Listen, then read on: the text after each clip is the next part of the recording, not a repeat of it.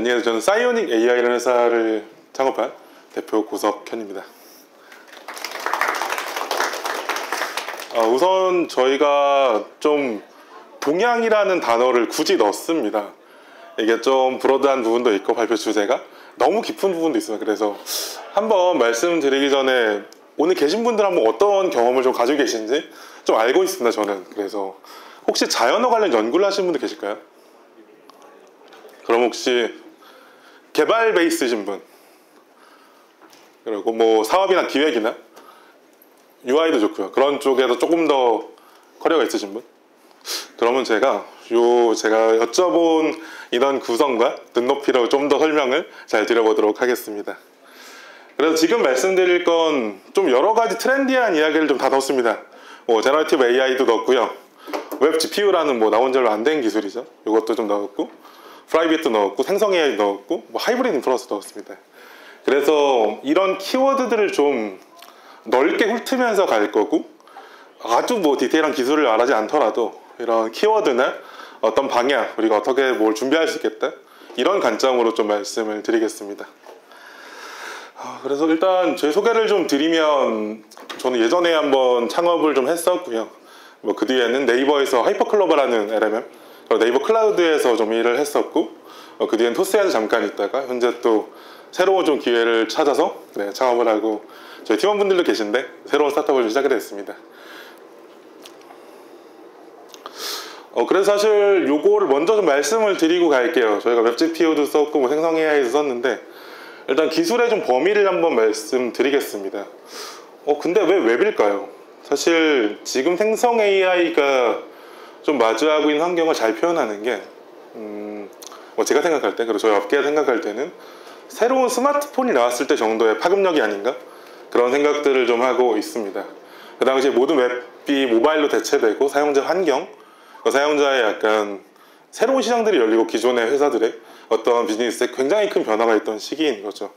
그리고 그 중에 하나가 저희는 또 웹의 자원을 통한 생성 AI, 뭐 기존에는 좀 생각하기 어려웠던 그런 대규모 연산 자원을 유저들의 엣지 디바이스에서 쓸 수 있지 않을까? 그런 생각들을 좀 하게 됐고, 그러면서 첫 번째로 말씀드리는 게 웹 어셈블리를 이야기 드릴 수밖에 없다고 생각이 듭니다. 그리고 웹 어셈블리는 사실 여기 제가 써놓긴 했는데요, 어떤 자바스크립트의 대체제는 아닙니다. 그래서 오히려 약간 하이즈팝이라고 보시면 되고, 아주 일부 기능을 스페시픽하게 대체하는 형태라고 보시면 될 것 같습니다.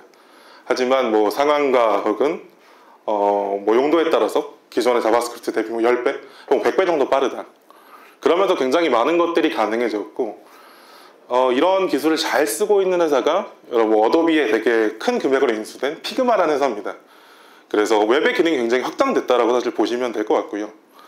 그리고 이런 웹 어셈블리는 사실 자바스크립트로 혹은 뭐 그런 언어로 기술되진 않습니다. 보통은 러스트나 C와 같은 네이티브 언어로 보통 기술이 되고요.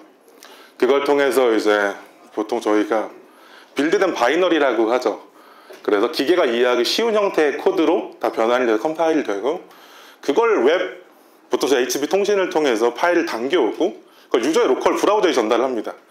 그리고 그걸 실행해서 저희가 원하는 기능을 수행하는 형태라고 보시면 될 것 같습니다. 그리고 여기서도 보시면 뭐 소스코드가 있고 컴파일러를 통해서 웹 어셈블리의 바이너리가 만들어지고, 그게 각각 그 브라우저 표준에 따라서 웹 어셈블리 런타임에 전달이 되고, 뭐 그걸 통해서 어떻게 전달하고 실행된다고 보시면 될 것 같습니다. 그러면 웹 GPU는 사실 또 무엇이냐? 사실 이게 실제 표준이 제정된 것들은 21년도고요. 최초에 좀 POC가 진행된 것도 그렇게 오래되지 않았습니다. 제가 알기로는 약 2018년?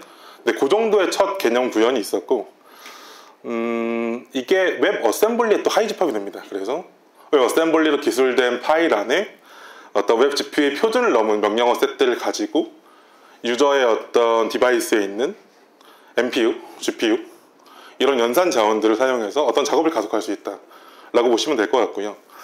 베이스마다 약간 생각하시는 다를 수 있겠지만, 일반적인 GPU들은 저렴한 모델이라도 뭐 자원의 형태, 연산의 형태에 따라 다르겠지만 CPU보다 1000배 혹은 10,000배 이상 속도를 낼 수 있습니다.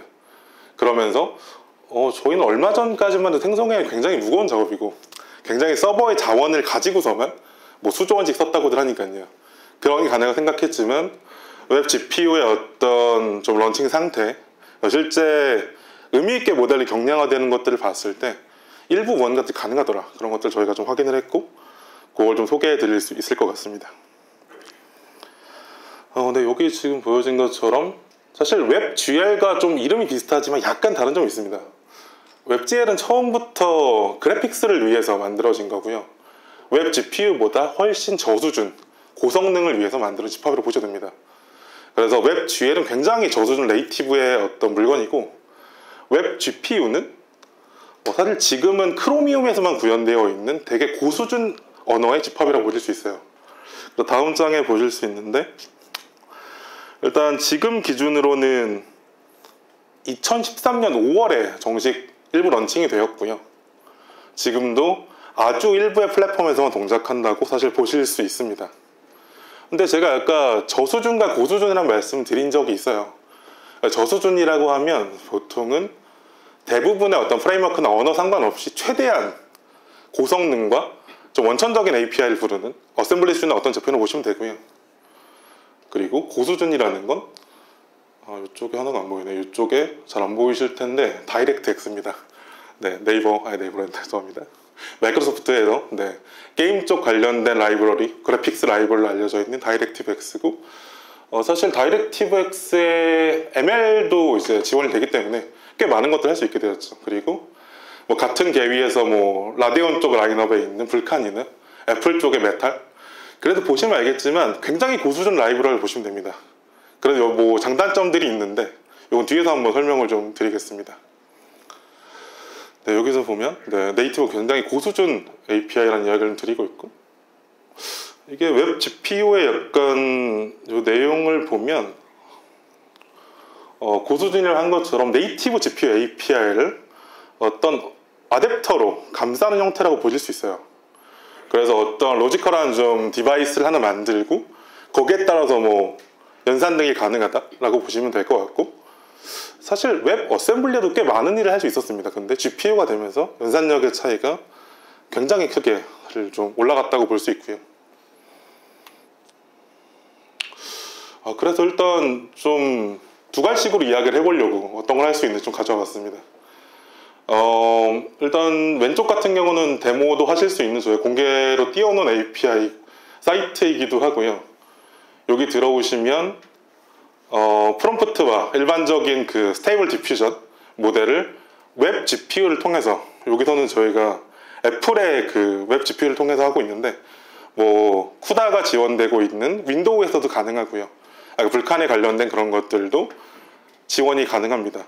그래서 디퓨전을 통해서 지금 이미지를 그리는 걸 완전히 유저의 디바이스에서 네이티브 앱이 아니고 크로미움에 기반한 어떤 웹페이지에도 모든 걸 일단 할 수 있는 POC를 좀 보여드리는 거고요. 사실 보면 성능이 그렇게 좋진 않죠 지금. 그리고 오른쪽은 오픈 AI의 그 달리 모델 가지고서 사실 그린 겁니다. 근데 이건 뭐 모델의 성능만을 이야기할 수 없는 게 지금 이런 생성 AI 생태계를 보면 굉장히 개인화되고 혹은 조직에 맞게 튜닝되는 양상들을 많이 보고 있습니다. 그래서 왜 이런 걸 해야 되고 이게 왜 중요할 거야 라는 말에 좀 대답을 해줄 수 있는 그림이 다음 한 장일 것 같아요. 네, 지금 보면 이거 가장 디퓨전 모델을 많이 유통하고 있는 플랫폼이자 모델 허브이기도 하죠. 뭐 굉장히 많은 모델들이 있는데 예를 들면 뭐 캐릭터 김밥에 대한 모델이 있다. 제가 볼 때는 이 스페시픽한 모델을 달리봐서 잘 그릴 것 같아요. 그리고 어떤 그림을 그리고 있는 작가의 손을 잘 그리는 모델, 뭐 굉장히 여러 가지가 있겠지만 뭐 어떤 뭐 컨셉 아트들, 결국에 생성 AI의 개인화는 큰 흐름일 수 있다. 하지만 여기에 대한 뭐 그런 게 있습니다. 어떤 큰 모델을 할 때 그 모델의 보관 비용이 비쌀 건가? 모델의 실행 비용이 비쌀 건가? 예를 들어서 어떤 유저가 이 모델을 한 번만 하죠. 하루에 딱 한 번만 인퍼런스 하는 거예요. 근데 서버는 그걸 1년 365일 계속 가지고 있어야 된다. 굉장히 이건 비용 모델 격차가 발생하겠죠. 그런 아예 비용의 구조 때문에 만들 수 없는 새로운 BM이 이런 기술적인 그리고 전략적인 기술 접근으로 해결될 수 있겠다. 그런 것들을 좀 생각을 하고 있고요. 요거는 저희가 그냥 전체적으로는 데모 사이트인데 뭐 저희가 만들었다기보다는 공개된 표준이라고 많이 보시면 될 것 같습니다. 간단하게 그냥 강원도에 있는 맛집 정보를 그냥 저희가 찾아봤어요. 그리고 그걸 통해서 웹 GPU를 통해서 라마 기반의 혹은 모델을 실행을 하고, 보통 RAG라고 알려져 있는 검색 증강 생성 예시이기도 합니다. 그럼 이런 문서나 어떤 지식을 벡터화라고 하는 숫자 기반의 모델이 좀 더 잘 찾아낼 수 있는 형태로 바꾸고 그걸 인덱싱하고, 서버에서만 가능하다고 생각했던 모든 과정이 뭐 작은 프로젝트 하지만 웹에서, 그리고 웹 어셈블리를 통해서 웹 GPU를 통해 가능하다, 이런 것들을 사실 보여드리고 있고요. 이게 사실 문제점은 많이 있습니다. 아직 좀 초기적인 기술이기도 하고. 잠깐 뒤로 갔다가 저 돌아올게요.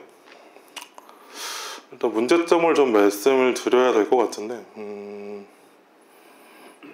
사실 표준이 아직 그렇게 아름답게 되어 있지는 않습니다. 여기 보시면 현재 기준으로 지원하는 것들은 어떻게 되었던 오페라도 있겠지만 크로미움 기본의 브라우저들, 그리고 컴퓨팅 플랫폼에 좀, 그러니까 데스크탑 컴퓨팅 플랫폼에 좀 한정이 되고 있습니다.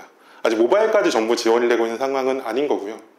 그래서 어느 정도 구조상 한계는 있다 말씀드릴 수 있고, 다시 돌아가겠습니다. 그리고 크로미움 기반의, 그러니까 보통 크롬을 이룬 오픈소스죠. 이런 것들을 되게 되면 굉장히 큰 장점이 발생을 합니다. 예를 들면 VS 코드 혹은 디스코드 같은 웹 기반의 엘렉트론이라는 이제 프레임워크로 만들어진 어플리케이션들에서 이런 GPU 가속을 굉장히 쉽게 지원할 수 있는 어떤 기술적 분수령이 좀 될 수 있습니다. 이것도 저희가 엘렉트론으로 빌드한 저희 뭐 데모 앱이고요. 이건 뭐 라마 기반으로 지금 LLM 모델을 좀 로딩을 하고 있고, 아까 보여드린 검색 기반 증강 생성을 통해서 사실 저희는 일반적인 내용은 아니지만 어떤 산업 간의 특화된 모델, 요거는 이제 자동차에 사용되는 타이어에 또 사용되는 어떤 특수한 강제에 관련된 내용입니다. 사실 이거 일반적인 내용은 사실 아닌 거죠. 이게 뭐 한국의 회사와 다를 수 있고 미국의 회사와 다를 수 있고, 참고로 이건 포스코에 관련된 내용이고요. 이런 것들이 뭐 가능하다는 건 다 알려져 있고, 뭐 새로운 내용이 아니겠지만 웹 기반의 어플리케이션 혹은 어떤 일렉트론으로 빌드할 수 있는 어플리케이션에서 네이티브로 지원이 되더라. 이게 굉장히 큰 것이고, 뭐 뒤에서 더 자세한 사례를 상수를 하겠지만, 이게 결국 모바일 기반으로 갔을 때, 디바이스 기반으로 갔을 때 기존의 네이티브 GPU에 비해서 굉장히 많은 생산성과 어떤 상업적인 가치를 낼 수 있겠다. 그런 것들을 좀 저희는 기회로도 보고 있고 말씀도 드리고 있습니다.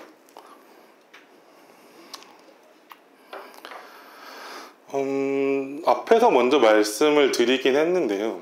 왜 이런 게 좀 더 하이브리드 인퍼런스라고 칭했느냐. 요거는 요 애니메이션으로 관련해서 이런 구조도 많이 그려주시는 이제 전문가분 그림을 좀 발췌를 했고, 여기를 한번 뜯어보면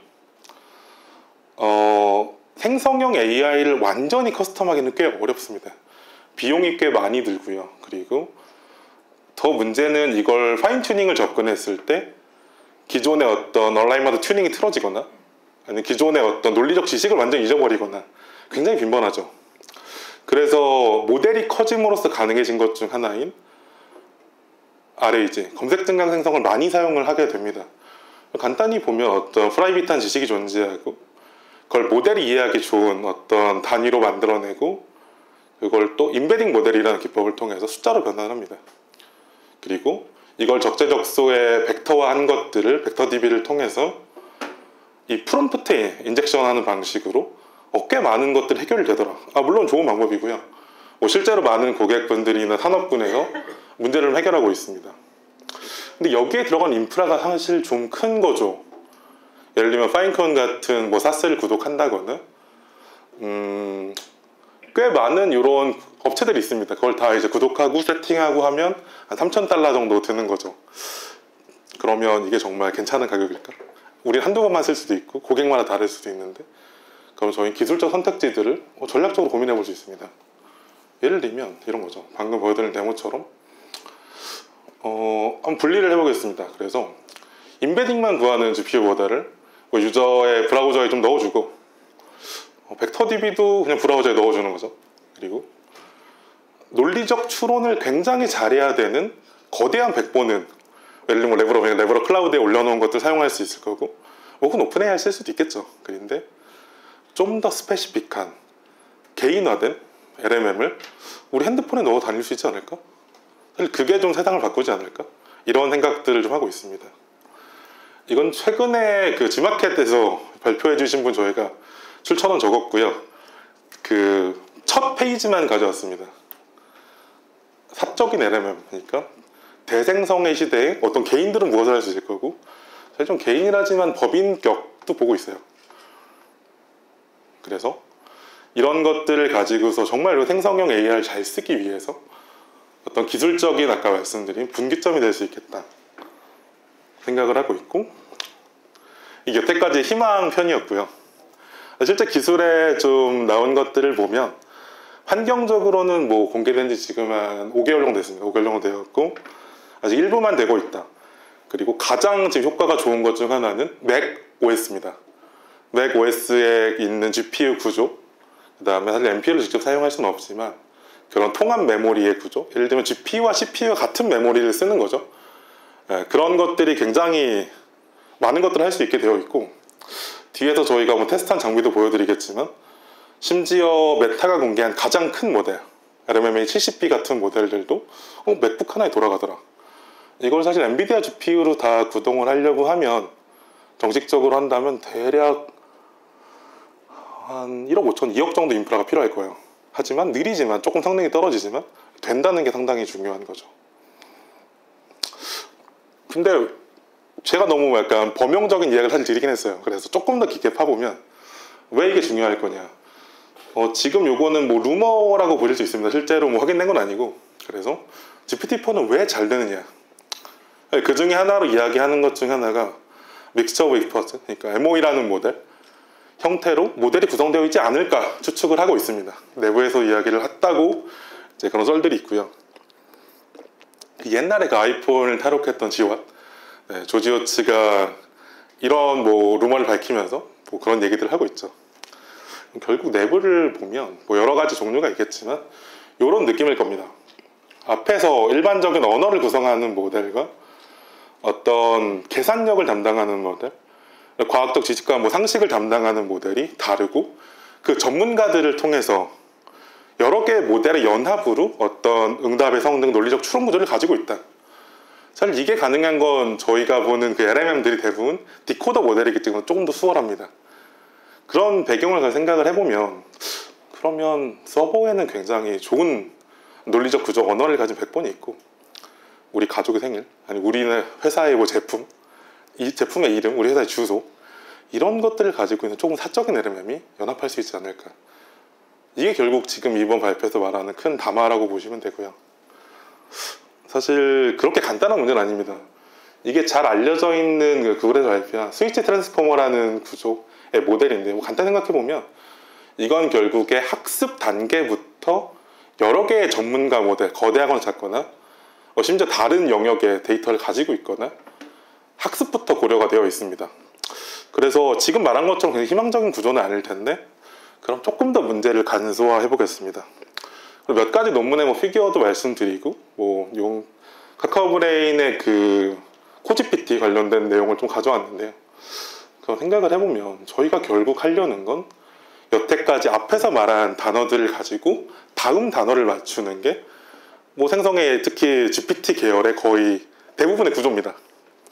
그리고 몇 가지 좀 단점이라고 할까요? 어려운 부분도 있어요.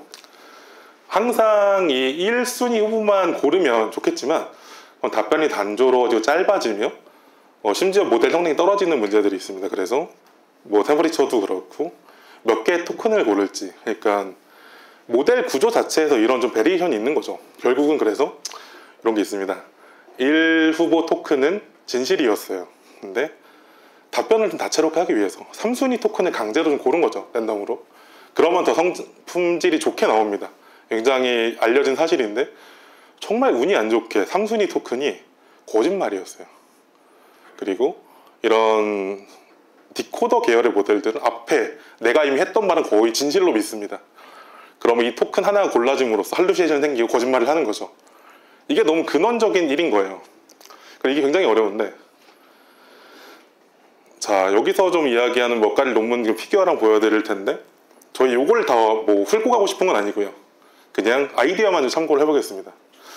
보통 학습 수준부터 뭔가 전문가의 믹스처 모델을 쓰는 구조들은 이렇게 쉽진 않습니다. 사실 쉽진 않고, 최근에 좀 그나마 상업성이 뛰어나며 꽤 오픈소스 모델 동작한다고 알려지는 방식들은 기본적으로 우리가 가진 학습 세트를 어떤 분야별로 나눕니다. 크게 뭐 4분야 혹은 16분야 정도 나누고, 거기 어떤 인베딩의 모델이나 기법들을 사용해서 비지도 학습을 통해서, 여기는 좀 문학을 잘하는 친구, 이쪽은 더 수학을 잘하는 친구, 이런 것들 나누는 거죠. 그리고 결국에 내가 지금 하고 있는 말 위에서 보면, 아까 잠깐 보여드렸던 게 이쪽이죠. 내가 지금 토큰 단위를 어디까지 말했는지를 보고 하고 싶은 주요 맥락과 모델을 결국 선택을 합니다. 그래서 여기까지는 언어의 모델이 좀 강한 모델이었고, 여기까지는 좀 수학에 강한 모델이었다. 이런 것들을 판단을 하는 거죠. 그리고 이러한 좀 더 경량화된, 조금 더 커뮤니케이션 코스트가 적은 전문가 모델들에서 이런 모델, 뭐 EML 포레스트라든가 이런 형태를 가지고 모델을 섞어 쓰고 있습니다. 그리고 당연히 더 좋은 성적을 거두고 있고, 그러면 다시 약간 얘기 돌아와서 우리가 토큰 단위로 문맥을 파악할 수 있으며 생성을 협업할 수 있고, 우리가 웹 GPU를 쓰는 좀 작은 모델이 더 개인적인 LM을 만들 수 있고, 하지만 큰 LM이 주는 논리적 구조와 답변의 다양성, 사전 지진을 같이 쓸 수 없을까? 사실 저는 가능하다고 생각합니다. 그런 담론을 좀 이야기하고 있고, 조금 더 구체적으로 보면 결국은 아까 데이터 수준의 어떤 접근입니다. 이 논문에서는 사실 뭐 병렬학습을 하기 위한 방식까지 같이 이야기를 하고 있지만, 결국은 각각 분야로 학습된 모델들이 자기 자신의 전문 영역을 처리함으로써 우리에겐 하나의 전문 모델처럼 보이지만 이런 하이브리드 인퍼런스를 발생할 수 있다 말씀드릴 수 있고요. 좀 이것도 보면 실제 어떤 지금 형태로 시멘틱한 내용들을 이야기하고 있는지, 이런 피규어들도 참고해 볼 수 있습니다. 그리고 인퍼런스를 조금 더 내려가 보면 결국에 저 앙상블 웨이트를 정하는 게 인베딩 모델들의 역할, 문맥을 파악하는, 제가 조금 더 경량화된 어떤 MOE 모델이라고 할 수 있어요. 그리고 이 논문에서의 저자들은 초기에 골라진 전문가는 거의 사실 변하지 않고, 한 4개 정도의 전문가 혹은 2개 정도의 전문가가 이 전체 모델을 구성하는 게 거의 영향이 없더라. 그러니까 연산의 자원도 줄일 수 있더라. 웹 GPU로 사용할 수 있는 개인적인 LM의 숫자도 제어할 수 있겠더라. 이런 인사이트를 좀 이야기해주고 있고요. 사실 뭐 토큰에 관련된 확률들도 제시를 좀 해주고 있습니다. 요게 사실 동작한다는 건 저희가 토큰 레벨에서, 그러니까 어떤 파라미터 수준 레이어에서의 굉장히 잘 훈련된 믹스처 모델이 없더라도 하이브리드 인퍼런스가 가능하다는 약간 이론적 근거를 좀 준다고 보실 수 있습니다. 그래서 결국 결론까지 좀 이야기를 드려보면, 우리가 모델 단위, 토큰 단위, 그리고 사용자의 제어 단위까지 이걸 좀 더 스페시픽하게 구축하면 멀티 에이전트가 되겠죠. 모델을 생각해 본다면, 예를 들어서 굉장히 좀 가격은 비싸지만 높은 추론 성능을 가진 웨타의 LMMA2 모델 100번으로 쓰고, 우리 회사에 조금 더 개인에 좀 더 맞춰져 있는 전문가 모델을 그들의 뭐 디바이스 혹은 GPU, 웹사이트, 사실 웹사이트에 넣을 수 있다는 인사이트를 얻을 수 있고요. 뭐 이게 뭐 조금 더 캐릭터 대화일 수도 있고, 어떤 클라우드 모델을 베이스로 하는 커스텀 전문가 모델들의 협업을 이야기할 수 있다 생각을 합니다. 우리 아까 보여드린 RAG에서도 충분히 동작할 수 있는 방식이며 사실 지금 LMM에 좀 국한돼서 많이 말씀을 드렸지만 이게 임베딩 모델이 웹 GPU로 넘어온다는 건 유저가 보는 화면 자체를 언더스탠딩 할 수 있는 클라이언트 사이드에 강력한 수단이 생겼다. 즉 사람 대신 이해해 줄 수 있는 모델이 생겼다는 방식으로 이해를 하셔도 좋을 것 같습니다. 근데 갑자기 이제 이런 것들을 말씀드렸는데 이게 사실 가능한 이유는 웹 어셈블리를 이루는 구조가 꽤 직관적이고 고수준이기 때문입니다. 이건 지금 MLC라고 하는 오픈소스 프로젝트이고 여기서 파이썬 기반 혹은 파이토치 기반으로 된 어떤 연산 그래프들을 웹 GPU의 어플리케이션으로 변환할 수 있는 컴파일러를 제공하고 있습니다. 사실 그게 가능한 건 아까 말씀드린 것처럼 저희 테스트에 쓴 장비인데 굉장히 큰 메모리를 가진 이런 시스템 원칩 SoC가 등장한 것도 있고요. 그리고 배경 기술에서는 아까 MLC 말씀도 드렸지만 오픈소스 영역에 굉장히 큰 발전이 있었다. 갑자기 생긴 건 아니며 이건 최근에 올라온 건데 멀티 GPU와 AMD에 대한 관련된 내용들도 릴리즈가 되기 시작했습니다. 사실 굉장히 초기라고 볼 수 있고요. 그리고 사실 그걸 지탱하는 것은 아파치의 TVM이라는 좀 유니파이드한 어떤 컴파일러들이 있습니다. 그래서 이걸 통해서 트랜스포메이션도 가능하고 ML 관련 파이프라인 혹은 실제 오퍼레이션들을 컴파일할 수 있는 기본적인 것들이 지금 되었다고 보시면 될 것 같습니다. 사실 아까 보여드린 곳에 어떤 오픈뉴럴 익스체인저의 런타임도 들어있고 TVM으로 컴파일된 그런 바이너리 들어있고 이걸 다 소개드리는 어렵지만 지금 제가 드린 에셋들과 어떤 오픈소스만으로도 충분히 웹에서 어떤 LMM이나 언더스탠딩 모델 혹은 디퓨전까지도 구현할 수 있다. 이런 것들을 말씀드릴 수 있을 것 같습니다. 그래서 TVM이 굉장히 좀 복잡한 내용이기는 한데 결국엔 파이썬 레벨의 어떤 모델을 웹 어셈블리와 준하는 어떤 모델로 만들 수 있다. 웹 GPU를 사용해서 그런 동향을 좀 말씀드릴 수 있을 것 같고요. 네, 이것도 잠깐 넘어가고 요거는 그냥 저희 고객이라고 해야 될까요? 저희 협업하시는 분 여기가 성 빈센트 병원이신데 이걸 웹 GPU를 통해서 병원 내 어떤 굉장히 스페시픽한 모델을 만들고 사용하시는 그런 예시들도 보여줄 수 있을 것 같아요. 네, 재밌는 실력 보고 있습니다. 일단 시간이 다 돼서 제 발표는 여기까지고요.